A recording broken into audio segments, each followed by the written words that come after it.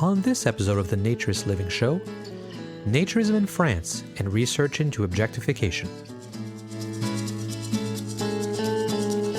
This episode of the Naturist Living Show is brought to you by Bare Oaks Family Naturist Park. At Bare Oaks, we offer traditional naturist values in a modern setting. Free your body, free your mind. www.bareoaks.ca.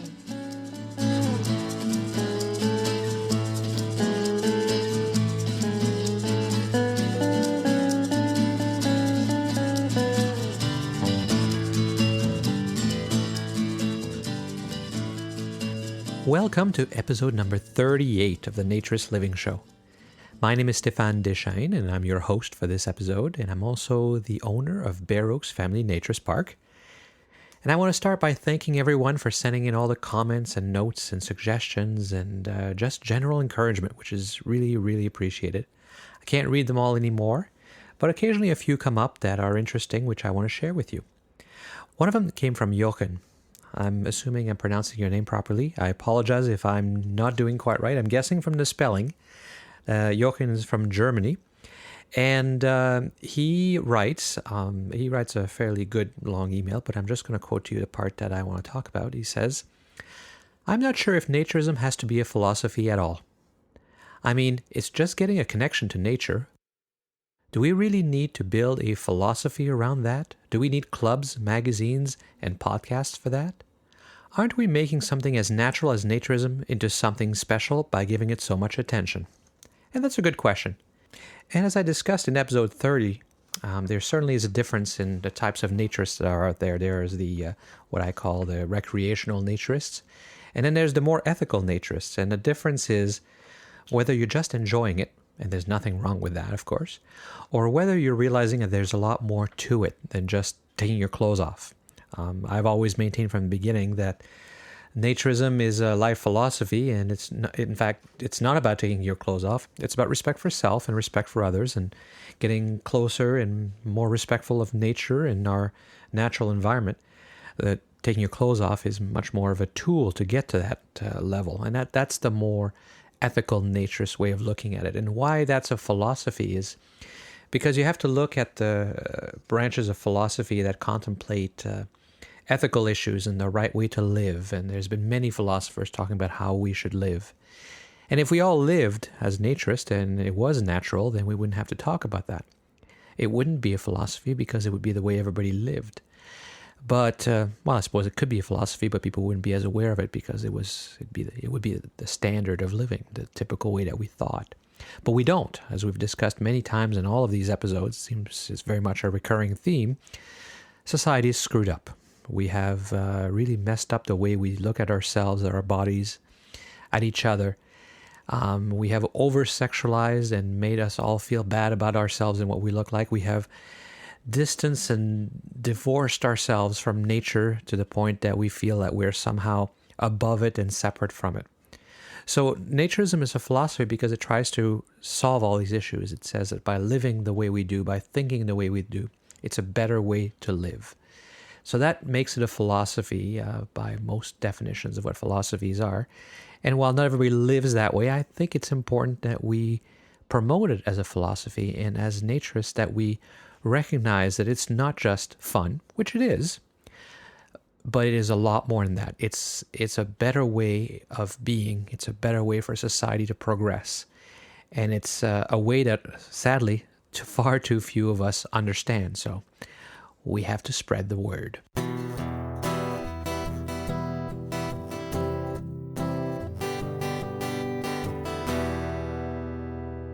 I also got a great email from Maya, and rather than read it myself, I thought I would just give her a call and ask her to read it for us. Hi, Stefan. It was just a couple of months ago when I was searching for more information on the theater show Montparnasse, hoping that I would still be able to watch it somewhere in Toronto, when I discovered your podcasts. And even though I was a little bit disappointed when I figured out that the show wasn't on anymore, I was delighted to find much more than I was looking for. The whole philosophy of naturism, well thought through and presented in the best possible way, honestly and simple. So first of all, thank you for sharing your thoughts and insights on such a beautiful concept of living. I was lucky not to have to get into naturism. Being raised by my mom, who has been a naturist for all her life, I hardly knew about textile beaches when I was a kid. I grew up in Belgrade, in Serbia, which is part of former Yugoslavia in Southeast Europe in the late 70s and 80s, at the time when naturism was flourishing on nude beaches along the beautiful Adriatic coast, and haven't stopped practicing it ever since. Of course, my husband and I are now raising our 7-year-old daughter in the same spirit. We moved to Canada 2 years ago and soon enough found Bare Oaks, where we spent 2 great weeks last and this year. I've caught up with all the episodes, and on top of their informative value, many made me think of naturism from different perspectives. I particularly enjoyed the 3 parts on nudity and human body, the vitamin D episode, Barely Proper, and the one on fashion. Your podcasts also helped me to understand better a general attitude toward naturism here. So I'm not so surprised anymore by a weird look in my colleagues' eyes when I tell them that I'm a naturist. And I can see better how the fact that my daughter has to wear a bathing suit top when going on a summer school trip is related to deeply rooted fear of nudity. On the other side of Atlantic, we've never experienced this sort of fake morale, and honestly, we expected that Canada would be more open-minded in terms of nudism. Please keep questioning why this society is so ashamed of its flesh and what contributes to this fear. I think that only through this broader sociological approach can we fully understand what level of beauty and harmony naturism offers to modern society. You've already discussed some of the causes of misconceptions about naturism. Presumptions that nudity is only about sexuality, the conflicting media messages about self-acceptance, religious prejudice, and etc. And I would like to add to this list something I've noticed as a newcomer to Canada. That is constant focus on presentation, appearance, outside, form, staging, facade, decoration. There is no place for modesty. People are actually learning skills that would help them look confident in public. How to look at each other's eyes, how to adjust their voice so it sounds confident, how to use their hands when talking, how to cross their legs, etc., etc. At schools, kids are learning how to present from their early age, and sometimes they are marked only for presentations, not for knowledge. So it looks to me that due to this focus on making a good impression and due to an increased worry about what others think, the essence, real content, real self-acceptance is lost. It's more important to show self-confidence than to be self-confident. This is, of course, completely opposite to naturism. Its goal is being confident by getting to know yourself, accepting your body, mind, sensitivity, fear, sexuality, and respecting all of that. For me, naturism has always been about getting under the surface, about removing layers of clothes, personal fears, social pressures, and our ignorance toward nature. It would also be interesting to hear more about some socially more acceptable movements and beliefs, such as environmentalism, green initiatives, respect for diversity, and how they are all in line with parts of the naturism philosophy. Thank you again for the inspiring podcasts. The idea of having it only as audio file is brilliant. I look forward to hearing the new one.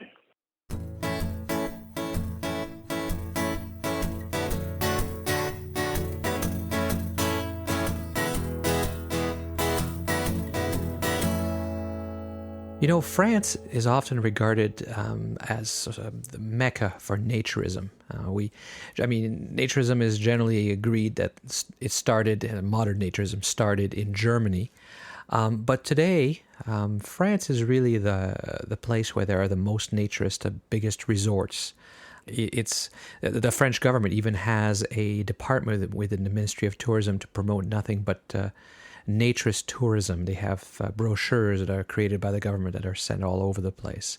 It's not just a big movement. It's not just mainstream in France. It's big business as well. The government in 1974, under the Pompidou government, as it was known in France, created the district of Cap d'Agde. They took Cap d'Agde is a city of its own, and they took a section and created a naturist district, if you will.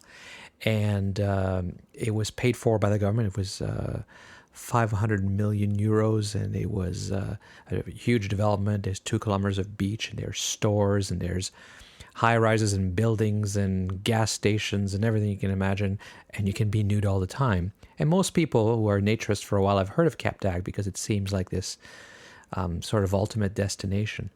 There's also very, very large resorts like Montalivet, Euronat, La Génie, Arnaoutchat. Those are all very big summer destinations with tens of thousands of people attending those for their summer vacations.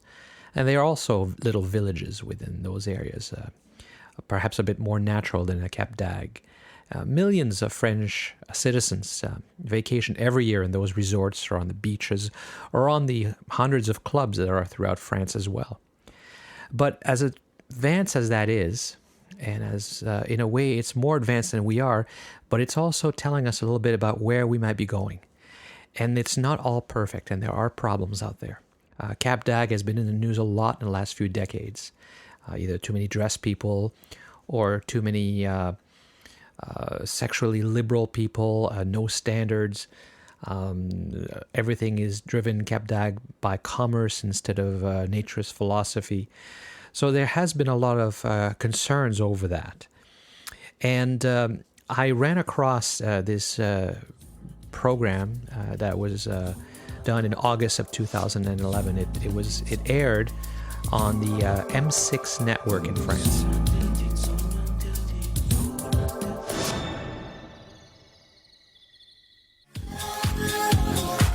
Ici, on coupe les portables et on n'a rien. C'est quand même plus agréable d'être nu que d'être habillé. Il n'y a plus cette barrière, je mets des vêtements pour me camoufler, ça sert à rien. Je la trouve belle toute nue. Ici, nous, on vit nu. Ça nous aide à être à l'aise avec notre corps. Il n'y a pas que les plus nus, il y a nous, les gens habillés. On retrouve des sensations qu'on a perdues. C'est un retour aux sources. Ouais. C'est une drogue et j'ai pas encore trouvé le médecin pour me soigner. Est-ce qu'on a le droit de juger les autres si le seul critère est leur apparence ? Voilà. Là, on n'a jamais eu ça avant. Tout ça, c'est englouti au profit de la luxure. C'est la robe Cap d'Agde. C'est sexy, transparente. Pas que s'amuse avec d'autres filles, c'est très sympa. The program is called Zone Interdite, which it means forbidden area, forbidden zone. And it's a really excellent current overview of naturism in France, both good and bad. You see the naturists, the ethical naturists who have the pure view, and you hear from them, and you hear the people who are more the sexually liberal, who are looking for swinging and partying and that kind of thing. You hear from those who really just want to be nude for part of the time or in the pools. You hear the more, again, ethical naturists, the ones who see it more as a lifestyle, complaining about all the dressed people around the place all the time.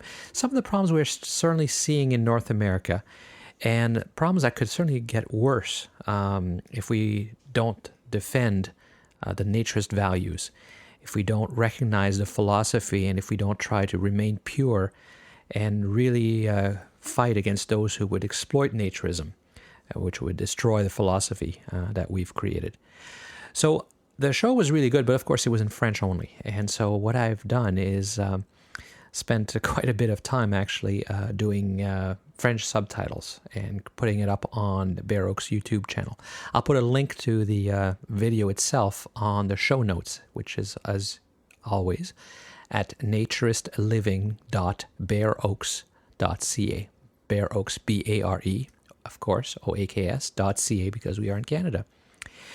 And it's well worth your time to go and watch a show. It's about an hour. Just a side note, doing subtitles is really, really time consuming. I think I've spent over 20 hours putting this together. Not just because I had to learn a new technology in order to do subtitling, but because translating is not as simple as some might think. If you only know one language, you may not appreciate the nuances between languages and the role that culture plays in language. When you translate, it's not a mathematical equation. You don't go, X equals Y. You have to get a better sense of it. And the example I often give is synonyms are supposed to be words that mean the same thing. And if I give you the example of mad, the word mad, according to my thesaurus, synonyms are irate, annoyed, vexed, irritated, indignant, irked, furious, enraged, infuriated. Now, those words are all synonyms, but I'm sure you recognize that they have different nuances, different strength. Some are madder than others, some are angrier, infuriated, enraged. These are words, the imagery you get to mind is somebody who's really mad, almost to the point of losing it, where somebody who is irritated is just a little annoyed. Yet those words are all synonyms, and it's the same thing. A word in English and in French may sound the same, but because of culture, they have come to mean different things. One of the most obvious examples is whenever I go to a restaurant, there is a section with the entrees. The entrees in English are the main courses, as most of our listeners will know. But in French, entrée means to enter, entrance. And on a menu, you do find the entree, the entrees. And the entree are the appetizers, which makes sense, of course. Somehow, though, in the history of restaurant menu writing, in English, entree has become the main course as opposed to the appetizer. I don't know why. Other examples is the word agréable is a good French word which sounds just like agreeable. Probably is the same word. But in agreeable, I'm not going to explain what it means. We all know what it means in English if we're listening. But agréable means either pleasant or comfortable. Not at all the same thing as agreeable, which means something agrees with you or you're agreeing with someone. And one of the words in here which gave me an awful hard time is libertines, which is actually an English word as well, but not a word which is in common usage. A libertine is a person who is very sexually free, liberated, easygoing, basically kind of sleeps around with whoever, has no issues with doing anything, and very few morals around sexualities. But it's not used in English. It's used much more commonly in French. And it does represent not just swingers, but a whole group of people who are fairly easygoing about sexuality. And so I did use the term a little bit in English subtitles because it is a proper English term, but then decided to lean more towards a term sexually liberated or sexually liberal. Because there was no word exactly like it other than libertines, which most people don't use on a day-to-day basis. So if you have a chance, go to the YouTube channel and watch the show. I think there's a good lesson in there for us as naturists in North America that this may be our future as things develop and business takes over. We already have examples of large resorts in North America where money rules and naturism and the philosophy and the values do not. And we have to be very vigilant and make sure that we stick to our ethics and standards and the philosophy if we want it to continue to flourish and mean what it means to us.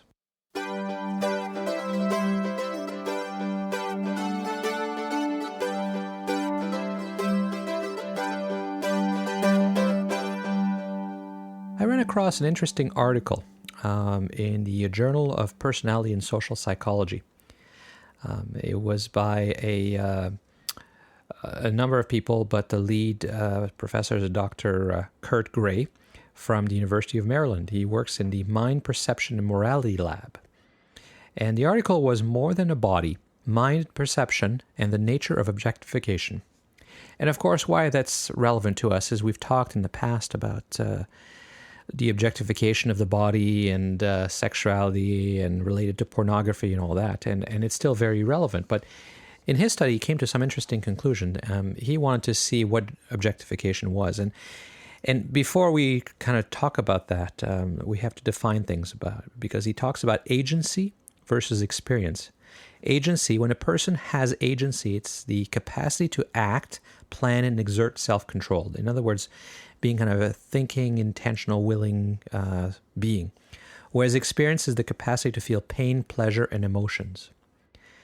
And the first thing they found, which was interesting, was that the objectification, or the ability to focus on the body, was equal for both men and women. They both reacted the same way. What he found is that taking off clothes, revealing skin, nudity in other words, does change the way that people perceive the person. But unlike the traditional view of objectification, they didn't see that people without clothes are mindless objects. But they saw them as having a different type of mind, a different way of being. What they said was, according to their experiments, is that seeing somebody as a body strips him or her of the competence, the ability to think, of the ability to be a leader. And that happened even without nudity. If they just focused on the body, or they forced them to focus on the body even when dressed, you still had that effect. So essentially, a person who is nude is seen as more of an experiencer, one who is more capacity to feel pain, more vulnerable, more into pleasures and emotions, and less into thinking and leading. Which, of course, that suggests that revealing flesh and can be bad in terms of an employment situation. But my question that I had after this was, that is in the traditional textile world, of course, but in the naturist world, some of these preconceived notions when you see somebody nude may not exist. And of course, we don't know the answers, but I thought I would call Dr. Gray and ask him the questions directly. So thank you for taking the time. I appreciate that. No worries. I haven't read the article because I guess I have to subscribe to the journal or something. I saw the press release, which resulted in a few press articles around. So if I sound like I don't know all the details of your research, that's probably why. Okay. Just so you or whoever else is listening knows, the article is also available on my website. So if you just kind of Google me, it'll pop up.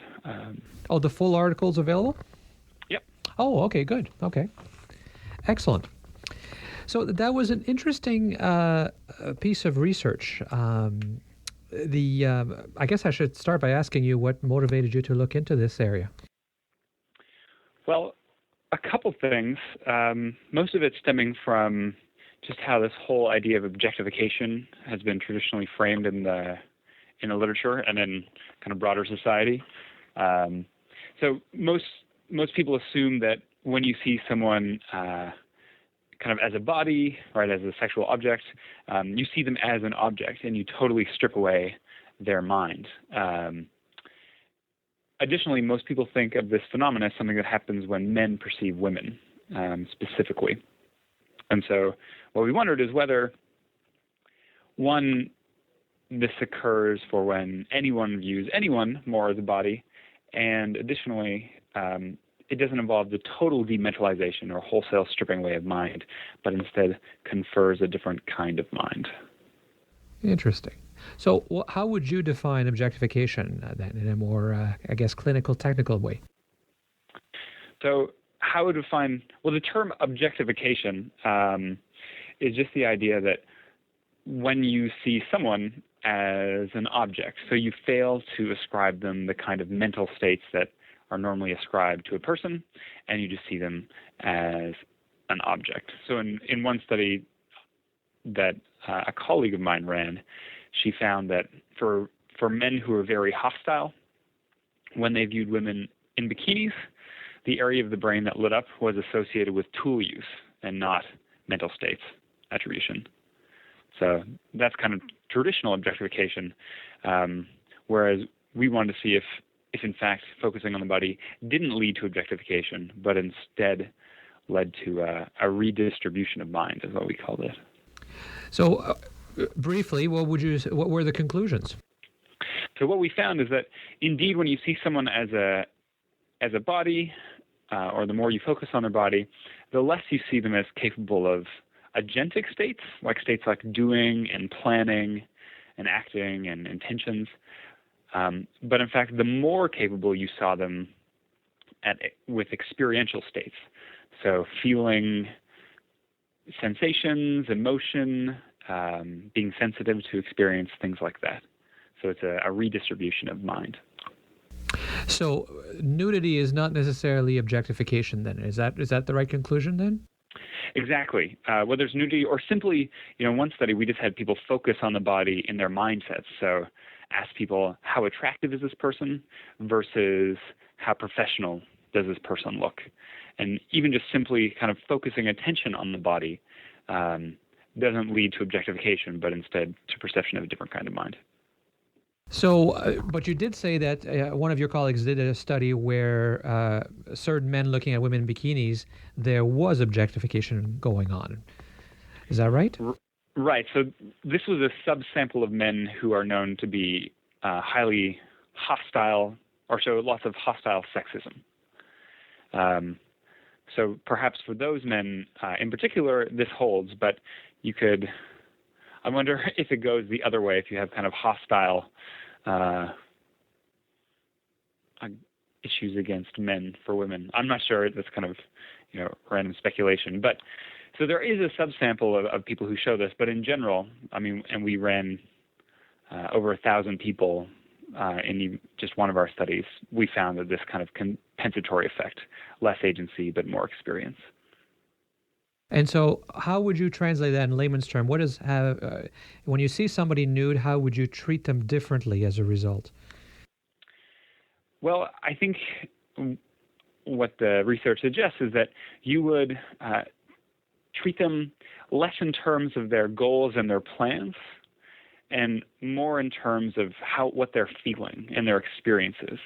And in one of the studies, in fact, in the final study in this paper, we wondered if objectification or seeing someone as a body is always a bad thing, because, traditional feminist scholars, for instance, suggest that seeing someone as a body is always a bad thing.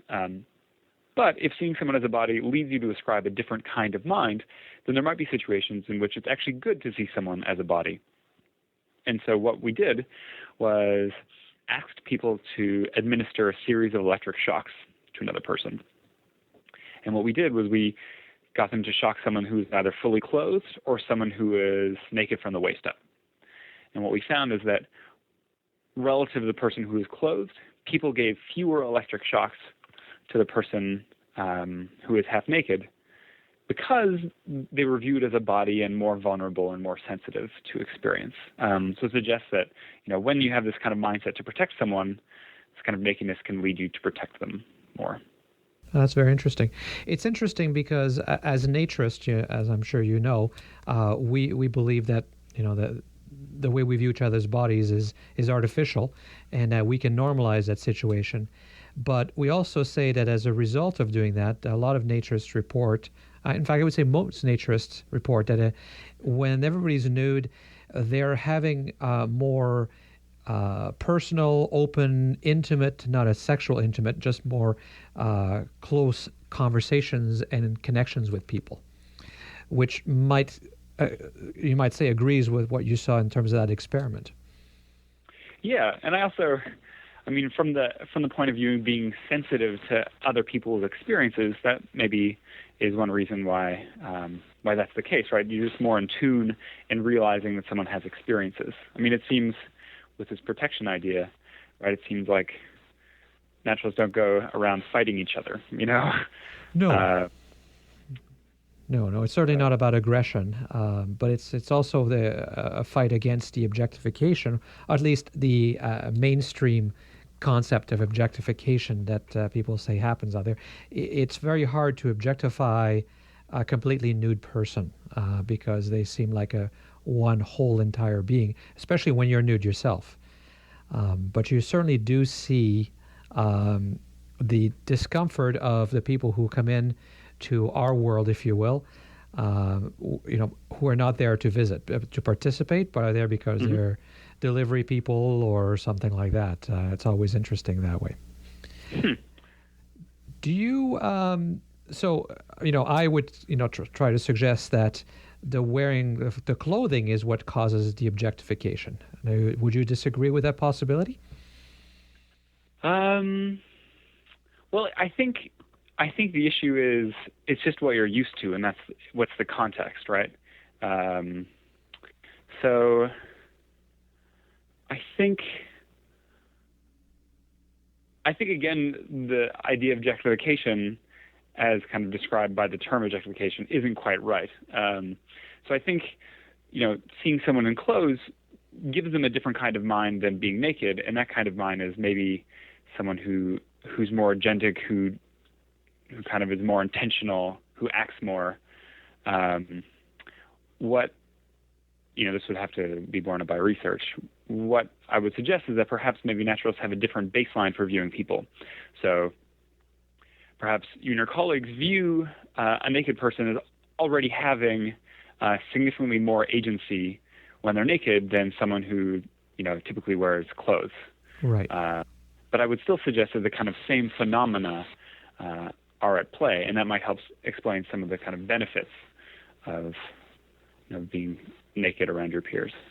Do you think, would you or anybody that you know suggest that this reaction towards the nude body versus the dressed body is innate or learned? That is a very sticky question, and one that I don't have an answer for. I think those questions are very difficult, but certainly it seems to be innate, this kind of discrepancy between viewing the physical world, and sometimes the body goes into that, and viewing the social world. So the kind of deeper explanation behind this effect that we hypothesized is this kind of idea of dualism. So the idea of dualism is that people typically perceive the body to be distinct from the mind, right? So if someone dies, then their soul goes on to heaven, right? And if you think back to kind of ancient philosophy, there's this idea of, there's a mind that's put into the body, and it has to kind of grapple with the body's seething passions, right? And so we separate the kind of human world into these higher cognitions and these lower passions. And that's what this effect kind of suggests, is that when you see someone as a body, you see them more in terms of these passions, and when you see someone more as a quote-unquote mind, or perhaps more clothed, right, you see them in terms of these cognitions. Right. But to me, it seems inherently obvious to me that kind of perception, when people are clothed, as seeing them more as a mind, that has to be learned, because we didn't spend most of our evolutionary time wearing a bunch of clothing all the time. Right. Yeah. So that could be right, or maybe clothing just kind of increased perceptions of agency. So I definitely wouldn't argue that you're kind of born with this innate sense of objectification, but certainly you're kind of born with this sense that people are different from physical things, and souls are different from bodies, and out of that you can kind of bootstrap different perceptions. But I certainly wouldn't make claims about innateness, one way or the other. No, well, I understand. As a scientist, it's hard to. You don't want to be making any claims. There's a lot of literature throughout, the last century that I've read, because this is a topic that's interesting to me, where there's assumptions, for example, that children might have natural sense of shame when they reach a certain age and feel the need to cover up. It seems odd that we make assumptions based on the way we are now and the world we are in, as opposed to starting with a theory that we have molded and shaped the world to make us who we are. And the obsession with wearing clothing all the time for reasons other than protection, I don't know how it can be assumed that could in any way be a normal, natural thing, given the million years of evolution we've been around. Of course, we weren't there, so maybe we were always ashamed. We just couldn't find anything to cover up with. Yeah, I think I'm definitely with you there. I don't think, if you look cross-culture, there's wide variation in what kind of clothes people wear. And I don't think that kids have natural experiences to the world wearing clothing without kind of being culturally conditioned first. There's certain many things that are inborn or more or less innate, but I don't think shame to being naked is one of them. Okay. Now, can you tell me also, you were talking about, in the article, talked about the morality side of nudity versus dress. Yeah, so it's kind of linked to this idea of this protection, but one of the kind of theories I'm developing suggests that we view others in the moral world as kind of one of two ways. One is as a moral agent, so someone who does moral acts like a hero or a villain, and one is as a moral patient, someone who receives moral acts, so like a victim or a beneficiary. And what we found in the study is that those who are seen, more in terms of their body are viewed more as moral patients and less as moral agents, because again, moral agents are connected to this doing and acting and attention, as moral patients are connected to feeling and sensing. And so the more you see someone as a body, then the less blameworthy you think they are for doing bad things, and the more sensitive you think they are to being harmed. And would you say that's probably extends even further if you take a uniform into account, perhaps, like something that of authority in terms of being a moral agent? Yeah, I think there's definitely other things that are going on with the uniform, right? Because they've been culturally imbued with this sense of authority. But it is interesting to know how much uniforms cover up, right? I mean, you have high collars and hats and things like that that cover up kind of maximum amounts of skin. So I think they're probably designed to make the wearer seem maximally agentic in either good or evil, as opposed to someone who doesn't wear a uniform. Right. There was a social psychologist in France who described a number of different types of nudity. There was nudity, practical nudity, for example, where you're showering or whatever. There was sexual nudity. Obviously, naturist nudity was some slightly different, another kind of nudity. But they were talking about nudity then as a for power, where in order to torture people or to control them, they use nudity. And the most extreme example of that, of course, were the Nazis during the war, stripping people down as they came into the concentration camps. Is that, and obviously they were trying to make then the patients feel like moral patients, if you will, the victims, I guess. Do you think that's what was going on there? Is that why we do that? Yeah, that makes sense. I mean, it's part of a broader phenomena because we associate status and things like that with clothes, right? And if you're, right, like Jews were reasonably well off, and so if you strip them of suits and things like that, right, then you reduce them in status. There's also this kind of intrinsic link between, nakedness and animality, right? So animals don't wear clothes, and we perceive animals in kind of the same ways that that we found here, right? Worthy of protection, sensitive to harm, but not able to be held accountable, right? So if a puppy does something bad, you don't put it on trial. You just say bad puppy and kind of move on. So perhaps what the Nazis were trying to do was kind of emphasize this animality and strip them of their kind of higher cognition.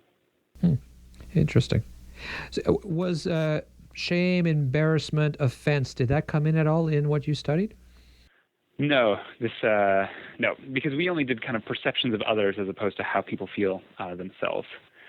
And the other thing is we did it kind of in the kind of realm of what people are normally seeing.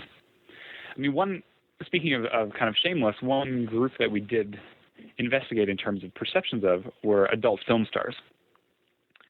So in the one study with 1,000 people, there's this book out called XXX, 30 Porn Star Portraits. And for psychologists, it's a perfect book because it has amazingly controlled stimuli.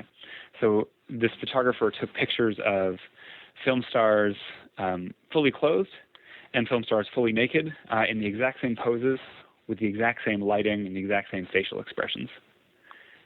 And so it provided kind of this unique sense of, investigating how people did it in a very controlled way. And yeah, people didn't seem ashamed when they were rating these stars, and I don't get the sense that these stars felt ashamed to be pictured either. The other question is, what is nudity? There's different levels of nudity that make people feel different ways. My personal observation. So, if I was to wear knee-high socks, shoes, a shirt, a hat, long sleeves, and mittens, but no pants, people would call me nude. Right.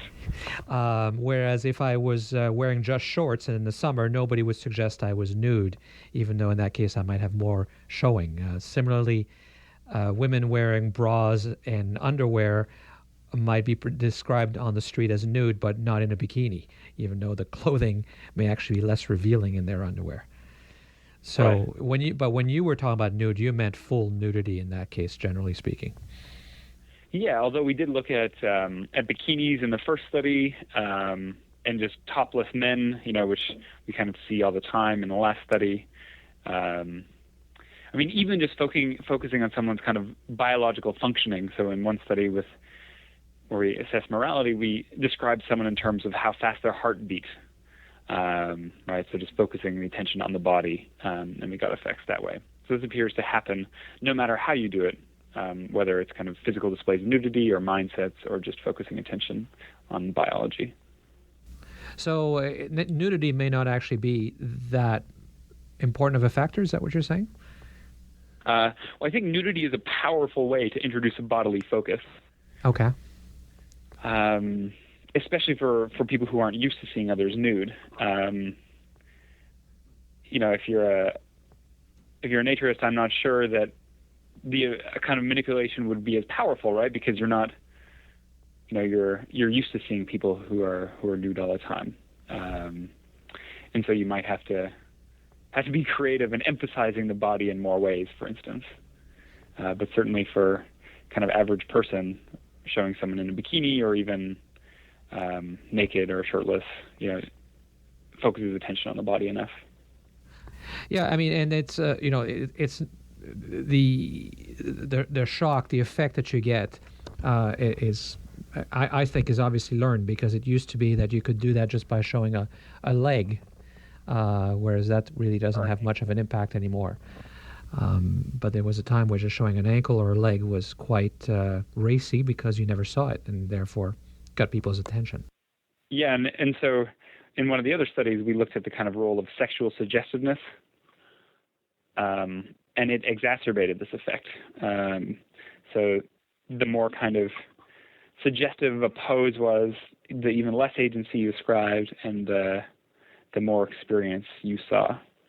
And so again, perhaps if you're used to seeing people naked all the time, right, kind of nudity loses its sexual suggestiveness, and further would undermine this effect. So where are you going next with these studies? Well, I think what I'm interested in terms of these studies is demonstrating times at which a kind of bodily focus is a good thing, because it probably doesn't argue against your experience or your theorizing, but a lot of the literature out there, especially kind of feminist theory, suggests that seeing someone as a body is always a bad thing. And so where I'd go in the future is saying, when it's a good thing, and when it might be a good thing, for instance, is in the bedroom or with a significant other, right? You want to be attuned to their desire and their body, for instance, intimate encounters, and so this might be a good time to see them as a body. So are you saying that part of what your study might suggest is that it may not be negative to objectify? I noted one of the keywords in the abstract was pornography. Do you think that the effect of pornography may be overstated? That question is a minefield. Sure. So pornography is a different and a very multifaceted thing, right? Are we talking someone in bikini or kind of aggressive, violent pornography? And I think in a kind of impersonal sense, right, pornography or seeing someone just as a sexual object is probably a bad thing. But what I'm suggesting is that in a kind of personal sense, right, if you have a relationship with someone and you already conceive them as a mind, right, sometimes it can be good to see them as a body. For instance, if you have a spouse that you always think about in terms of their acts and their deeds and talk about work and things like that, right? Sometimes you just need to think of them as a body, as someone who experiences to kind of, right, connect with them intimately. At least that's it. Right. Well, it's almost like you need a new word other than objectification, because that one's become so loaded. Yes, exactly. Yeah, so we call it a redistribution of mind, but that's not a great term. It doesn't really roll off the tongue. Right, but it's the kind of crux, even though it has a bad name, is still the same, that sometimes it's okay to see someone as a body because it doesn't dementalize them, but instead redistributes that mind. The other kind of condition or limiting condition that I expect is the case, although I hadn't tested it, is when you perceive someone as just a specific body part. Right? So in the pictures we used, you kind of always showed people's faces, and then you can still appreciate them as kind of a person, right? But you can imagine cutting someone off at the neck and at the stomach and just viewing their breasts, for instance, in the case of women, right? I would guess that might objectify them because you're really just seeing someone as a body part. And so to the extent that pornography kind of focuses or highlights specific body parts at the expense of a whole person view, I could imagine that objectification still might hold. Well, thank you very much. That was very interesting. I think that'll make an interesting podcast. Great, yeah. Happy to help. And if you ever want to bring in naturists into your studies, I think that would be an interesting twist. You feel free to give me a call, and I can help you get in touch with people. Yeah, I will definitely think about it. When you emailed me, I definitely was open to the possibilities, right? It's always neat to do kind of unique samples that should have different effects on a theory, and naturists are certainly a unique sample for this kind of stuff.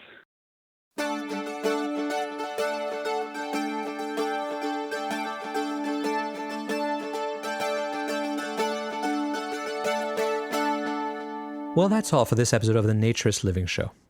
Thank you again for listening. My name is Stéphane Deschênes, and I'm your host for this podcast and the owner of Bear Oaks Family Naturist Park, just north of Toronto in Ontario, Canada. You'll find links to all the items that we talked about in the show notes, and those show notes are found on our website at naturistliving.bareoaks.ca. That's BARE oaks.ca. Keep sending those comments, those suggestions, those emails. I really do appreciate them, and it does keep me going. The show's email address is naturistliving@bareoaks.ca. .ca, of course, because we are in Canada. Join us again in about a month for the next episode of the Naturist Living Show. This episode of the Naturist Living Show was brought to you by Bear Oaks Family Naturist Park. Traditional naturist values in a modern setting. Traditional values means that naturism is more than just taking your clothes off. It is a life philosophy with physical, psychological, environmental, social, and moral benefits. Bear Oaks Family Naturist Park strives to promote those naturist values in a modern setting that provides the amenities and services that our members and visitors expect. Free your body, free your mind. Learn more at www.bareoaks.ca.